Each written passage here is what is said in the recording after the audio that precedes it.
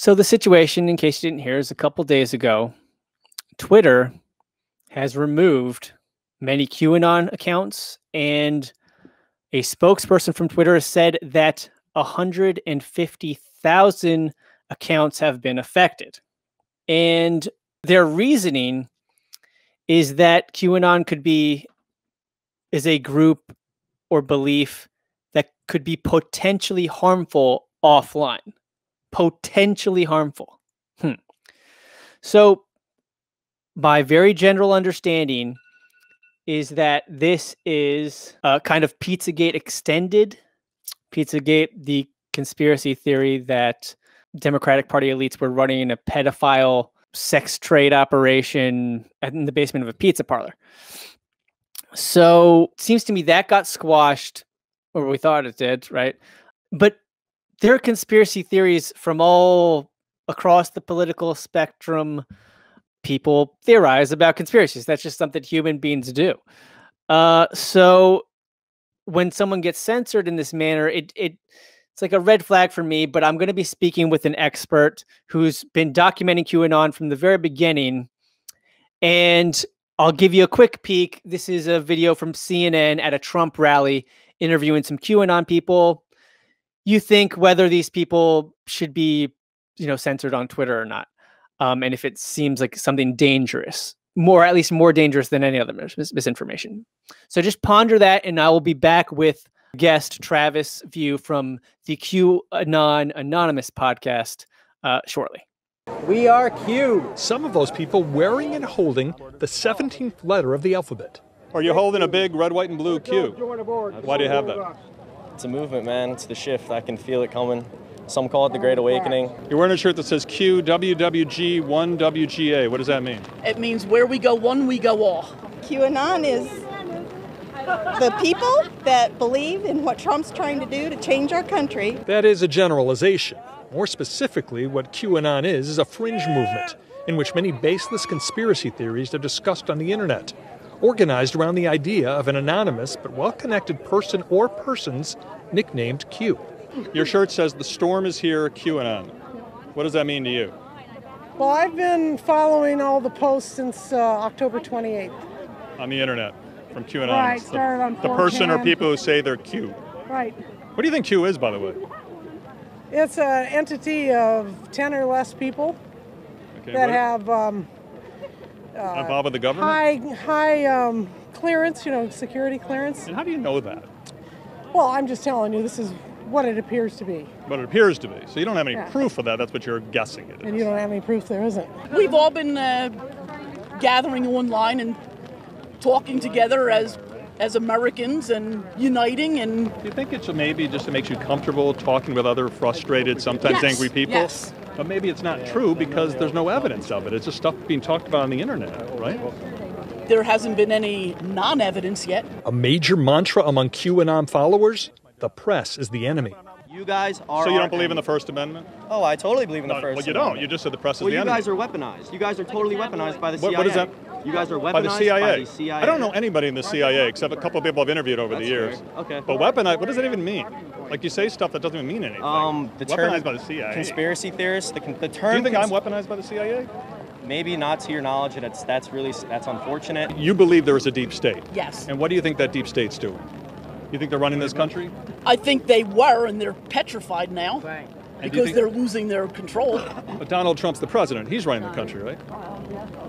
Yeah, but he's having to fight against the deep he state. said he could do it all himself. Everything would be so easy when he came into office. And you think he's fighting with the deep state a year and a half into his term? I think he's been fighting since before he was elected. And who is in this deep state? Who are the people in it? Oh, I definitely believe that, like the Clintons, the Bushes, the Obamas. So you think the Clintons, the Bushes, and the Obamas are running this country as we stand here in the rain? No, they're trying. The anonymous Q is a hero to many here. One man actually hoping to communicate with Q by looking straight into our camera. Is it possible you're believing bogus information, yes or no? Is it possible that I'm believing bogus information? No. I mean, let's see. Let's see, Q. Let's see. And we are live. All right. So everybody, like I said, this is Travis View from the QAnon Anonymous podcast. It's wildly popular. I am new to this whole QAnon thing, And Travis, I'm sure, will explain more himself, but it's a podcast that kind of documents the QAnon community and, you know, has some fun at their expense. So QAnon, so Travis, well, let me first ask you, what do you think of this recent action of Twitter? Yeah, you're talking about, quite recently what happened is that they announced that they're going to remove, I think it was 7,000 QAnon accounts. And then in addition to that, they said that they would no longer recommend the content in their algorithms. And so that will certainly affect them. Just this morning, we saw a few quite large QAnon accounts. One of them's run by a guy named Tommy G, who has this podcast called No Mercy, and his account was suspended. There are other ones. There's one called was it Inevitable ET, who had like 300,000 followers on Twitter. His account was recently suspended. So yeah, it seems like they are sort of cracking down on this QAnon content, allegedly because of targeted harassment, because of ban evasions, and because of coordinated inauthentic activity. Mm-hmm. The obviously, okay, coordinated inauthentic activity. That's like coming in as a new account once you've gotten banned. Does that sound accurate? Is that what this inauthentic? That's ban evasion. Coordinated inauthentic activity is basically where it's like when you're just one person and you have 12 different QAnon accounts and you're sort of like all promoting the same kind of messaging, and it looks like it's all sort of organic. Each individual looks like one person, but really it's just a single actor behind a sort of a large number of accounts. Gotcha. Yeah, I remember Facebook cracked down on that too. I got two things come to my mind about this, and that is one. I know New York Times has like a social media administrator, and they're managing multiple accounts, right? But you're saying this is different than that because well, yeah, because they're not. It's I guess it's dishonest. It's not like, you know, the New York Times sort of in all their individual accounts, they recognize they're from a particular, you know, institution, whereas coordinated inauthentic accounts is like they pretend as awful these are all individual actors, sort of these accounts, and really it's all basically they're all sort of pointing to the same organization or the same person. Okay. I actually have some experience in television, and I remember hearing from a coworker he had worked with Disney, and Disney got caught, getting with, you know, the fake views, the fake everything on YouTube, paying. So that seems like a common thing. Yeah. So if that's the case, then why crack down on why specifically call out QAnon? Because obviously that goes against their code, their rules. So shouldn't they just be doing that automatically? Why specifically calling out QAnon? You know? Allegedly they did it because the targeted harassment in recent weeks has become worse than usual. There's one case now. A lot of people had noticed that shortly before this announced crackdown, Chrissy Teigen on Twitter was very vocal in how frustrated she was at being constantly harassed by QAnon followers. I want to emphasize there's no evidence that I could possibly offer that those two incidents are in any way related. But there have been a lot of. You're right. All they're really announcing is that they are going to enforce their already existing policies in relation to the specific community right now. I mean, this is the sort of the benefit of having sort of a kind of a broad policy, is that they can sort of apply it when I don't know, it's whatever reason, that whatever the real reason is, whatever it is that they're worried about decreasing the quality of the user experience on the app for most users, or maybe they're concerned about their personal role in radicalization. So I'll be honest, I'm not sure what the real true reason is at Twitter they decide to make this announcement now, but their stated reason was to crack down on these policy violations because they had become especially bad in recent weeks. Mm-hmm.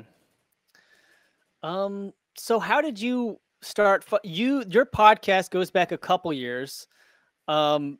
How did you first find out about QAnon, and how did you what made you think we need to dedicate a podcast to this? Sure. Go ahead. Go for it. So yeah, I mean, I was always aware of QAnon in early 2018, but at the time I kind of dismissed it as a weird 8chan thing. I know that there are sometimes insider anons, these people who claim to have secret insider knowledge who pop up on the chans. Before even QAnon, there's one called FBI anon in 2016 that really did well. There's another one called Mega Anon. So this was kind of a common genre of poster. But what really caught my eye was that in July of 2018, I noticed that Charlie Kirk, are you familiar at all? Is a pretty prominent sort of conservative pundit. Okay. Yeah, he's a guy. He's met with the president. He's spoken all over the country. He goes on Fox News fairly frequently. Is he a young dude? So he's young guy. Young dude. He runs Turning Point. Yeah. So yeah, Charlie Kirk. I noticed that he started basically tweeting out some bogus QAnon statistics. These are basically they promoted falsely the idea that the human trafficking arrests under President Trump has skyrocketed when you compare them to human trafficking arrests under President Obama. And Charlie Kirk claimed that these numbers came from the Department of Justice, when really they were essentially fabricated from anons on the Q Research board on 8chan. So there's just bogus information that was originated from QAnon that was being pushed by this fairly mainstream verified Twitter user, conservative pundit. So that concerned me a bit. That made me realize that this is the kind of thing that is not staying in the chans, is bursting out onto mainstream social networks, mainstream conservatives, and is starting to creep into sort of the mainstream discussion. So as a consequence of that, I decided it was worth following more closely. So you did mention that some of the parts of this crackdown are just simply Twitter enforcing parts of their regular policy. But it seems like some of it is a little more. Well, first of all, they are calling out just one group in particular. And other instances, other things are, let's see, they will no longer serve content and accounts associated with QAnon in trends and in recommendations. So it's like a shadow. It's like, it's not a shadow ban anymore. It's an open shadow ban, I guess you could say. Yeah, that's a little oxymoronic, but I don't know if we'll come up with a better term than that. But it also permanently suspending accounts tweeting about these topics that we know are engaged in violations. Yes. So, and of those violations, you were talking like coordinated abuse, like harassing. Seems like I'm just trying to understand what makes QAnon so much more worthy of this kind of open ban than other groups that do this kind of thing, that harass people. And honestly, it just seems like there's a lot of harassment on Twitter, is there not, Travis? So I'm just trying to understand. How, do you think this is warranted? Why is it warranted to just put QAnon on this ban? Sure. I mean, I think that either there are two things to kind of think about what could be the sort of justification for targeting QAnon specifically, right? Mm-hmm. I think that if one possible justification would be that the issue isn't that they are conspiracy theorists or that they're promoting conspiracy theories. It's more that they are a domestic extremist movement. Now, as far as domestic extremist movements go, it has a fairly low body count. It's not as dangerous as others, but I think it'd be fairly categorized as one is all the same. I mean, we can point to the case of Matthew Wright, who pled guilty to a terrorism charge for actions motivated by his QAnon belief. There's Cynthia Abzug, who was charged with conspiracy to commit kidnapping for actions motivated by his QAnon belief. There was a case, of course, Anthony Comello in New York, who was facing a murder charge for actions motivated by his QAnon belief. So these sorts of things, QAnon has led to many situations in which people get into like dangerous or criminal or violent circumstances because of QAnon. And I think the other reason is that just because of the sort of the size of the QAnon community is a lot bigger now than it was a year ago. The actual technical specific number, I'm not sure, but because of the size, it's becoming very frustrating, and that it sort of permeates all levels of sort of political discussion on the site. And so yeah, so that's what I think. Imagine the justification would be. I mean, when you take a look at how Twitter has treated, ISIS accounts, they banned over 1 million sort of extremist Salafi jihadist sort of accounts. And very few people complained that this was a sort of a violation of free speech, because I think that if Twitter was swarmed with violent ISIS propaganda, it would decrease the quality of the user experience for most people.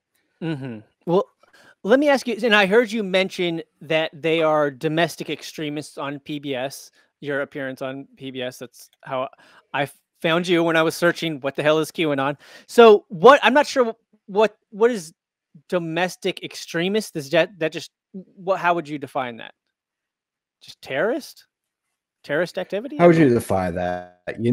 Well, no. No, it's really more. There's this expert on the subject. His name is J.M. Berger, and he defines basically domestic or extremism as this concept of there's an in-group and an out-group, and there's this belief that you need, in order to achieve success, any kind of success of your particular political movement, you need to take a constant hostile action against the out-group. So this would be it's slightly more different. So this could be so that's this idea that there needs to be elimination of a particular group to have real political success for yourself. There's no possibility of implementing it through conventional sort of political means. There's no possibility of violence, compromise, except violence. Violence. Sort of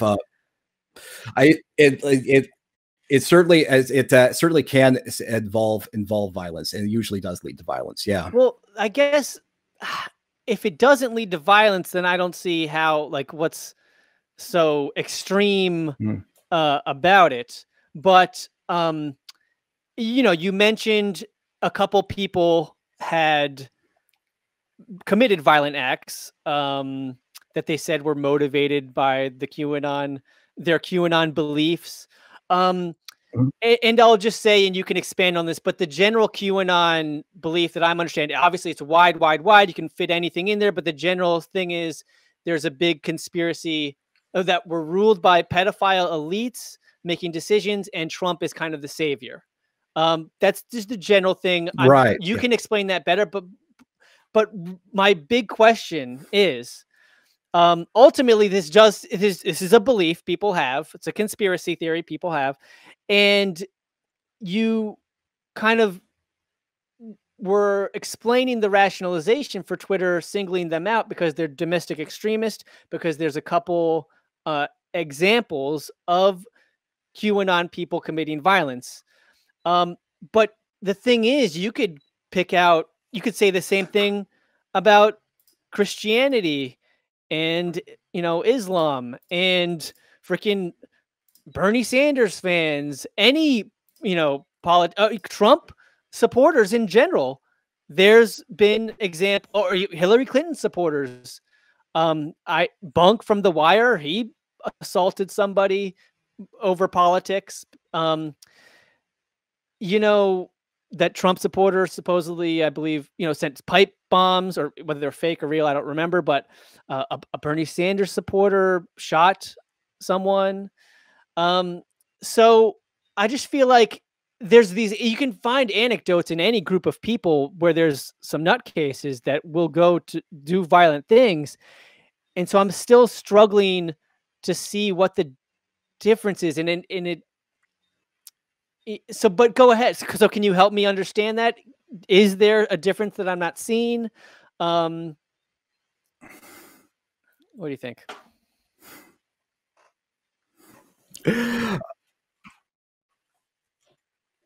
I think it's like why not? I mean, the thing is that the overwhelming majority of when you talk about like Islam, the overwhelming majority of sorry to cut you off. Muslims are perfectly peaceful people who just. I agree. No, so sorry to cut you off, but speak into the mic because you sound great when you speak into the mic.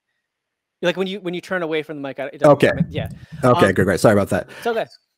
I cut you off. You were. I cut you off. Go ahead. Okay. So. Yeah. Right. I guess my point is that when we talk about Islam, why it's like there are obviously people who felt motivated by their particular Muslim convictions to do terrible things. Well, even though the majority of Muslim people are perfectly peaceful people, just want to live their lives. But I think that Twitter was still right in sort of targeting ISIS because this is sort of the minority but a very aggressive extremist sort of view of Islam. And this is it's not, they understandably don't want to be party to ISIS propaganda. So this is how they would justify it. But I'll be honest, man, I don't speak for Twitter. I have no idea, honestly, why exactly they felt this particular community felt worthy of special call out. I mean, I think it's their claim that it's been especially bad in terms of like targeted harassment is something that I've certainly seen. But yeah, I don't know. I mean, yeah, these Silicon Valley companies, they aren't very transparent, so I really can't tell you the truth behind what's going on. Yeah, no, I mean, I'm just asking your opinion. I mean, if you could figure out what so does it seem to you, because here's another weird thing is I do remember, so you made a great point that there's no ban on Muslims on Twitter because most Muslims are peaceful. They however they have cracked down on Muslim fundamentalist groups like ISIS, but I remember you yourself said on your appearance on the PBS show that you've met QAnon people and they're mostly peaceful. They were kind to you. And so so couldn't you just say the same thing about, so then it just seems really strange to be, again, banning this whole group of people just for a couple weird actions. It would be equivalent, correct me if I'm wrong, but wouldn't it be the equivalent to banning, Muslims or Christians because there are fundamentalist Christians and Muslims? No, I think that because this would be, I guess, conflating the subset with the total set. It's not there was no announcement that they were banning, all Trump supporters. Just this particular minority extremist sort of movement is worthy of special calling out. I mean, this is, I guess, in this sort of way, they're attempting to sort of isolate the particular community that's causing the most serious issues, and then leaving the broader community, which is, engaging in, non-sort of extremist sort of political speech, more leeway. They're welcome on their platform. I mean, we saw this with Reddit actually 2 years ago. In the September of 2018, Reddit banned all QAnon subreddits, but of course it left the Donald until very recently. But pro-Trump discussions generally were permitted. But because, again, back then Reddit noticed that this QAnon community was engaged in a lot of targeted harassment, they decided that it was no longer worth it to have this community on their platform anymore. I understand, but again, so the targeted harassment, any individual that's doing targeted harassment, if it violates the rules, I understand you get rid of that account. But with QAnon, again, you say domestic extremist. You say they're more extreme than regular Trump. Or at least that's what you just said, that they're more extreme than regular Trump fans. So Yeah. what makes them more extreme? I mean, you only mentioned a couple I think it's true. anecdotes of violent activity. So the group as a whole is not violent, though, is it? No, no, no. The group as a whole is not violent. I mean, yeah, honestly, the most damage that QAnon followers usually do is to themselves. They, as a consequence, they alienate their family members. They lose interest in sort of their day-to-day sort of other hobbies, their occupation. In some cases, one case of Isaac Cappy, man, he fell down the rabbit hole, wound up killing himself. Really as a consequence of falling into this QAnon community. So I mean, it's destructive in other ways than mere violence, because it has all the hallmarks of a cult-like extremist movement. Yeah. Does it concern you at all that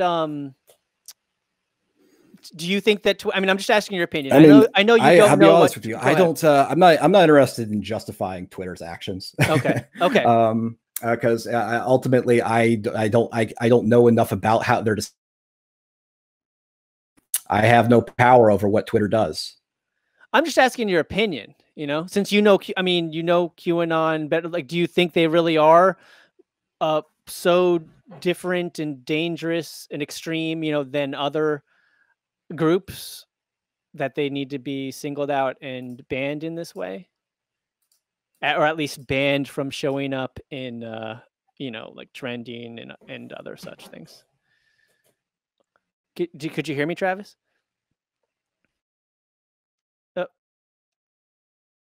Yeah, I can't hear you. Sorry about that. It's okay. Sorry, could you repeat your previous question before we? Yes.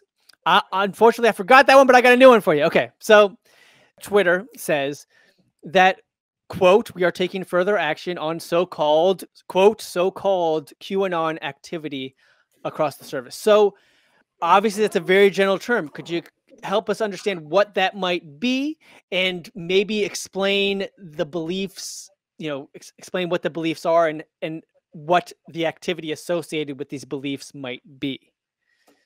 Could you do that? Sure.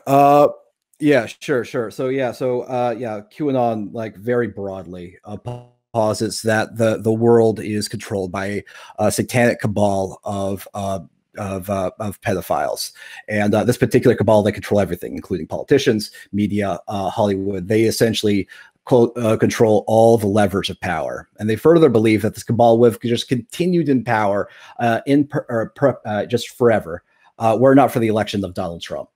They believe that Trump knows all about this cabal and is as a consequence of being elected president, is fighting sort of an uphill battle to expose their crimes and then dethrone them and then free us all, so we can live in a great, grand new utopia. So how would so what do you think so-called QAnon activity is? What is so-called QAnon activity? What would fall under that? Because that's what Twitter is taking action against. Yeah, I mean, that's very vague. I gotta say that's not a very drilled down sort of definition. I mean, it could generally sort of I don't know. It could do anything from any sort of beliefs that sort of directly emanate from this particular community. But I have to say, I know as much as you do about how exactly Twitter defines what QAnon activity is. I mean, because it could. I mean, I could define it lots of different ways. What the fuck Twitter means, I have no idea. So does that concern you, that it's such a general, definition? Because, well, here's my thing. No, not really. Huh. Okay, here's why I don't know it as much about this as you do, but here's what concerns me just on its face, right? So what I know about QAnon is they had part of the conspiracy theory is that elites run the world, they're into pedophilia, and that there's this giant conspiracy against Trump, and Trump somehow is the only elite that's not corruptible, and so he can defeat them. So obviously there are grains of truth to that general belief. Obviously there are elites. Obviously there are some dangerous pedophiles. And obviously there are some people who do conspire to try and get rid of Trump, his political opposition at the very least, right? So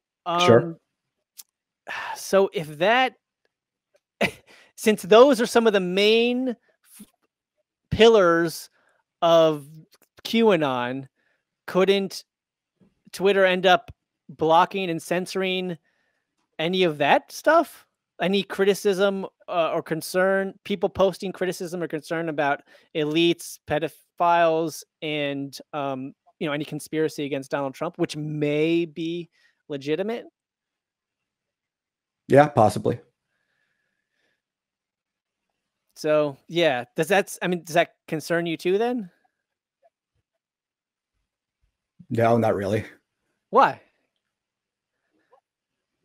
I really don't give a fuck what happens to Twitter. Okay. It's a website, The mods are gods. That's how it works. So what?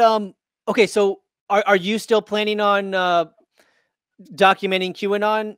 Do you think this Twitter ban will quash it sufficiently, or will you and your co-hosts continue to document QAnon because it will remain a serious threat? Of course. I mean, this will only cause them to redouble their efforts, honestly. It's very validating. I mean, it falls in line with their general narrative that they are speaking such profound truths that the establishment needs to censor them.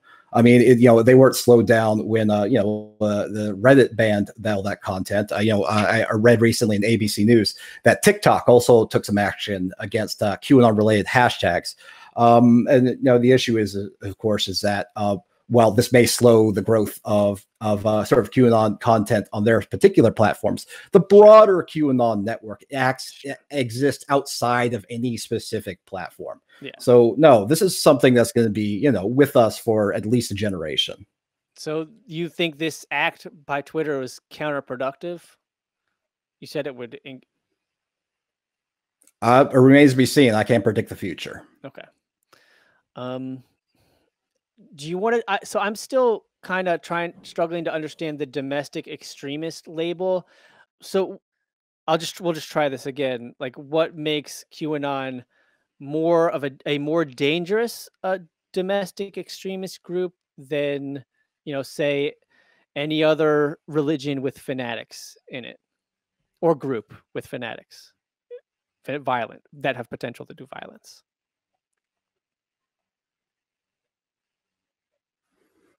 And if you can't think, I mean, maybe there's not a difference. I don't know. I'm just asking. What makes it different than what is the kind of group that you're comparing it to?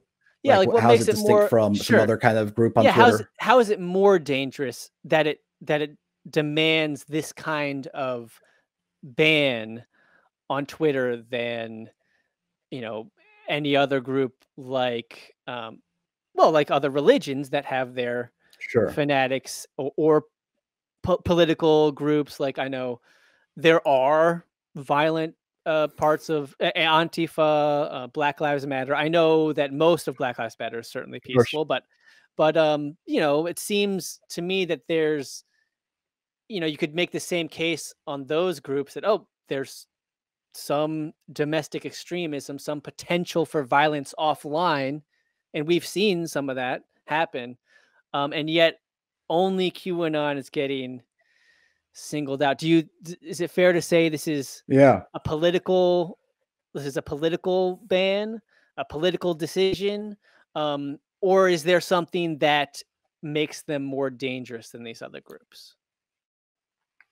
Yeah, I mean, I think it's a financial decision. All companies, they want to decrease their liabilities and increase, the quality of their products so it's more profitable. So I think they were eventually led to believe that these actions would help those areas. Mm-hmm. Mm-hmm. Yeah, whether they were a for-profit company, I ultimately, yeah, that is ultimately what they're all about. Yeah. So yeah, and it will I guess we'll have to see how it pans out, if it hurts them financially or not. Who knows? It seems like it probably wouldn't, because it's such a relatively small group of people, right? I mean, yeah, 100,000 or so. it is. Yeah, I think they said that they're banning 7,000 accounts, and they had decisions that would affect 150,000 others.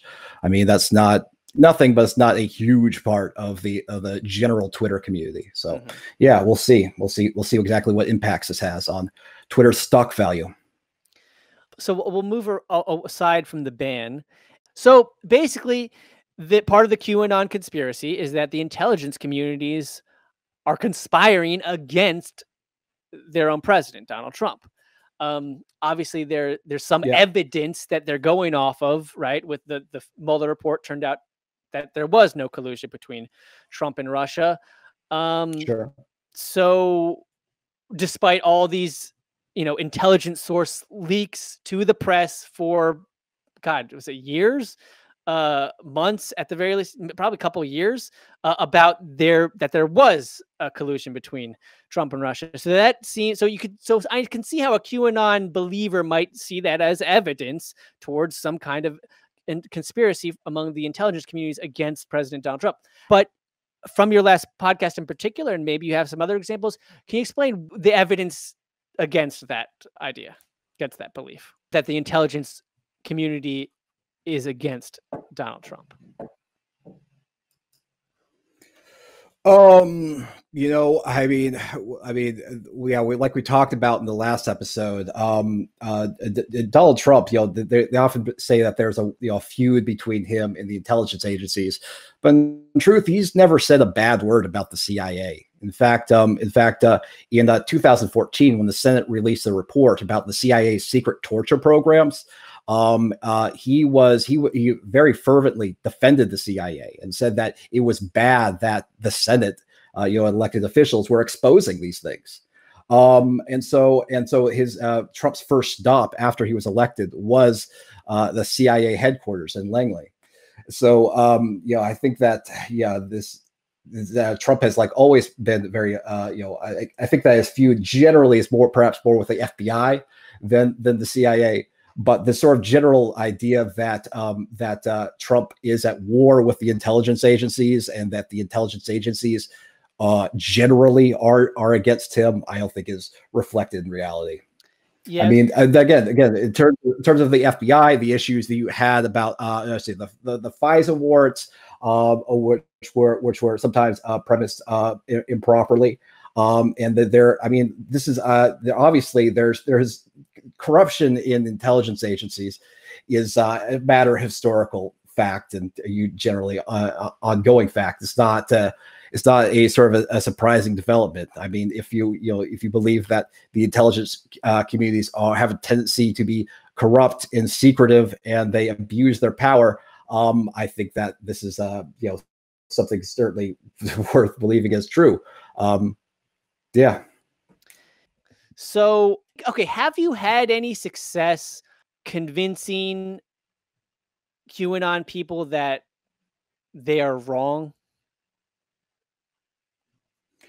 I have received reports. There's a subreddit called QAnon Casualties, and it's dedicated to people who've had a family member fall into QAnon, and as a consequence, it starts ruining their lives. It's about people who are dealing with this issue to share stories and share strategies that worked.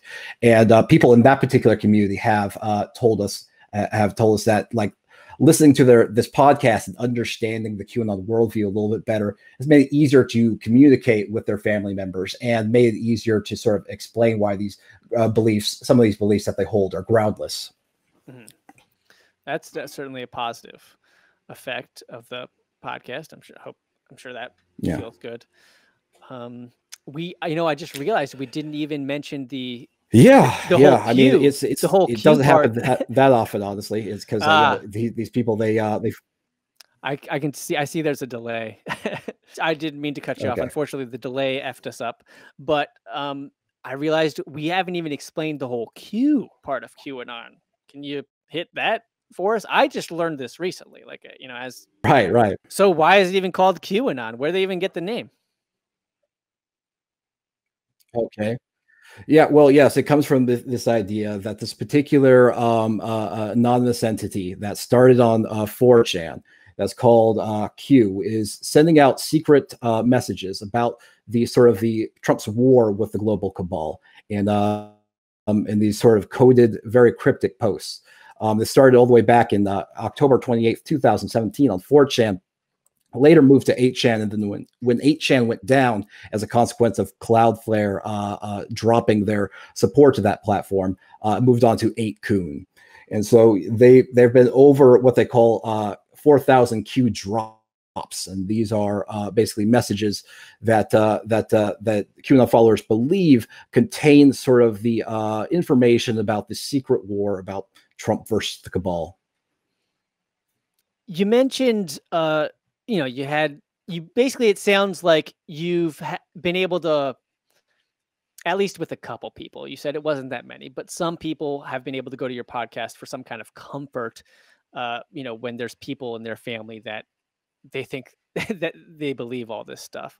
And so on your podcast, you know, they can see, oh, I'm not the only one that thinks this is weird. Oh, here's a way that maybe I can help get through to them. But what do you think of this? When the Pizzagate stuff was going on, I never really felt like it got properly debunked by the media. The media just explained that the premise, which sounds like a crazy premise, it is a crazy premise. You know, a pedophile decided to pedophile sex trade is occurring in the basement of a pizza parlor. So that's kind of nuts. But they never explained, like, all right, here's the reasons they believe this, and this is why it's wrong.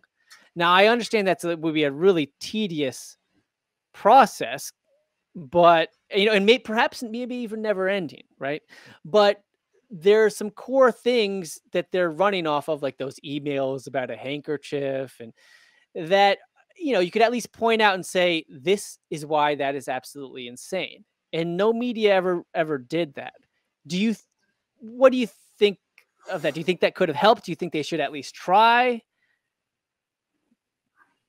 Well, I mean, I don't think it would have helped the people who believe it sort of no longer believe it, because, I mean, obviously they believe that the mainstream media is wholly corrupt and compromised and in thrall of the satanic cabal. So I'm not sure how a debunking from the mainstream media would help them, dissuade them from, would reinforce them. I mean, but I think I generally agree with the idea that the mainstream media is in part, you know, I mean, their failure to report on very serious high-level crimes I think contributes to this belief, and so I think that they contributed to the QAnon community in that sense, and also their unwillingness to take these people and their beliefs seriously. I mean,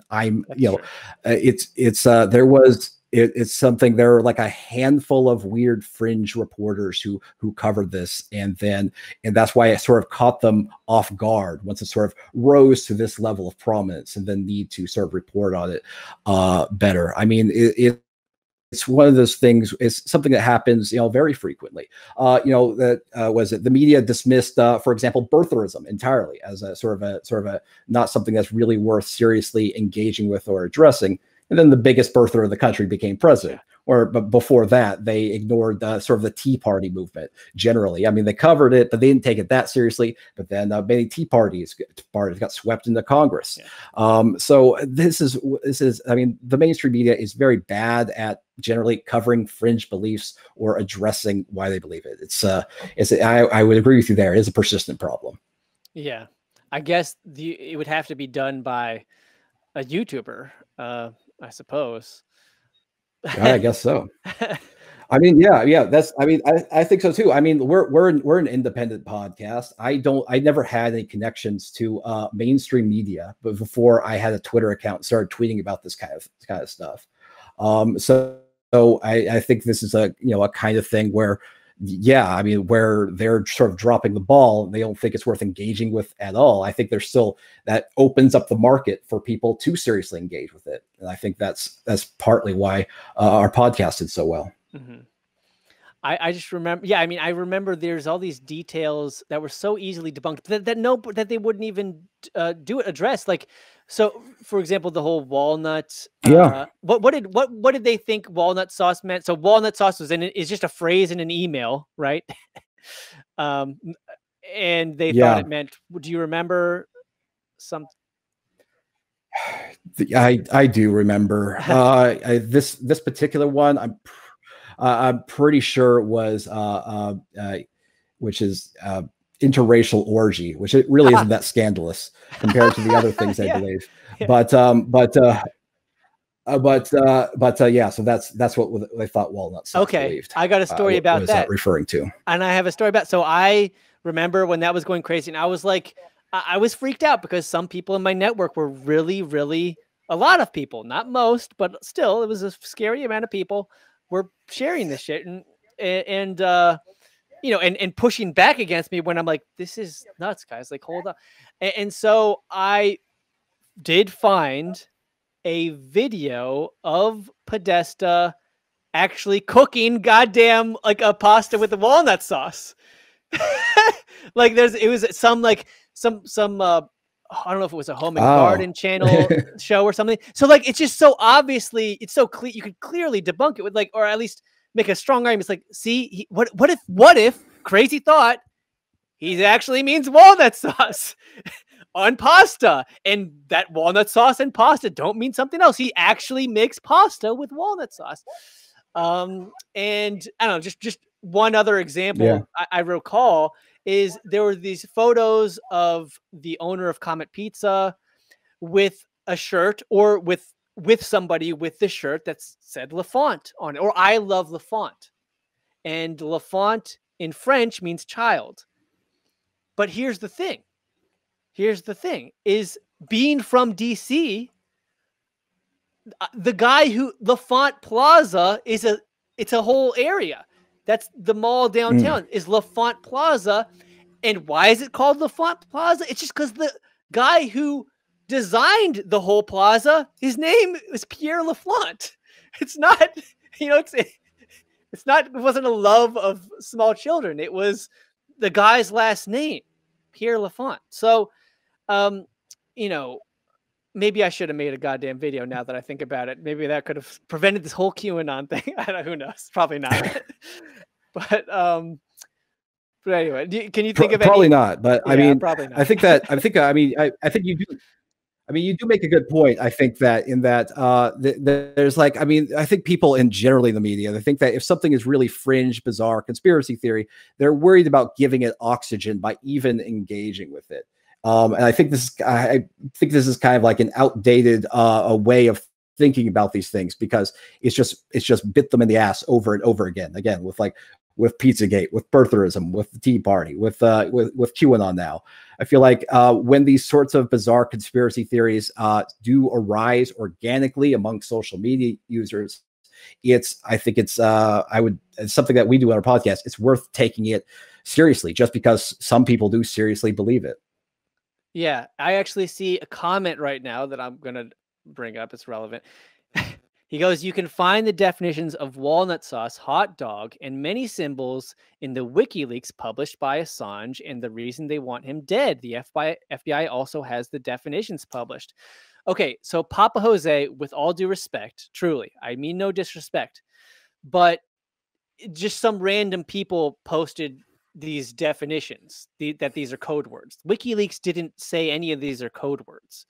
You know, yes, just because the emails exist does not mean the codes are real. Anyone can make a code about anything. I don't know if you have anything to say to try and help, you know, people see the failures in their thinking, or if you have any examples of you know, things that might kind of open people's minds that, oh yeah, maybe that I can see how I was wrong there. Like the L'Enfant t-shirt, or, you know, the fact that John Podesta really does make pasta with walnut sauce.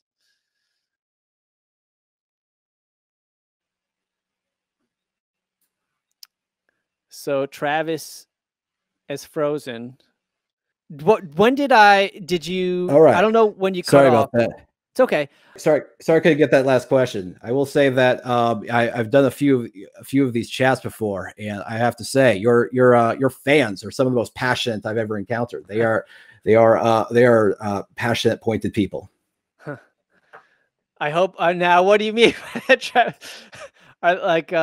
Because I'm seeing a variety. I honestly haven't been reading. I love their passion. I appreciate their passion. I haven't been reading all of them, to be honest. No, I mean that in the best way, honestly. That's awesome. Because I appreciate what I love about my group. They really do question stuff, but and typically it's in a positive. It's good. Yeah, it was a really, I think it was a really great conversation. Yeah. Cool.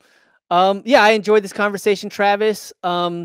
Tell everybody, where they can find you and about your work, where to see it. Or unless you would want to address some of these help me address some of these chats, huh? Sure. If you like what I have to say, or you just want to troll me, I can be found on Twitter. That's Travis_view. My podcast, it's QAnon Anonymous. Do you see any? So what are you seeing in these chats, Travis, that you would like to address, if anything? I'm definitely seeing some arguing for sure.